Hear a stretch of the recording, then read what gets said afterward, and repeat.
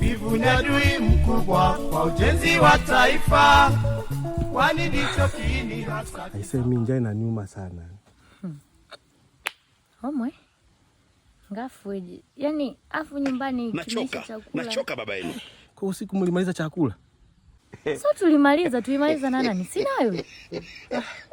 Ameisha babangu. Yaani mimi naona hata uvivu wa kuendesha hii baskeli. Amna, jikaze tu kipenzi. Twai nyumbani tukapeje. Ewe ndugu yangu we, amka kumekucha. Kamata jembe na panga, twende shamba. Hata wewe mwanangu, amka kumekucha. Kwani hizi ni Salama. Salama Tango. Karibu kula maembe. Kula bwana. Naona kuna bibia. Karibu kula. Shemu karibu shemu. Asante shemu, habari? Salama tu. Naona mpo mnakula matunda. Matunda, si unajua vitamini.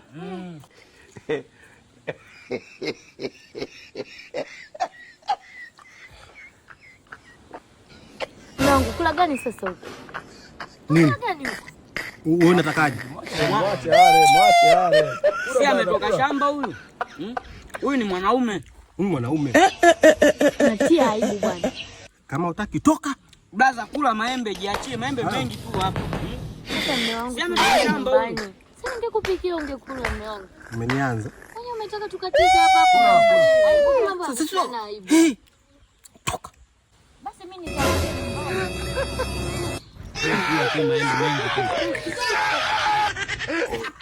Cheki sasa. Nini? Tumbo. Vipi? Twende nyumbani. Tumbo imejaa.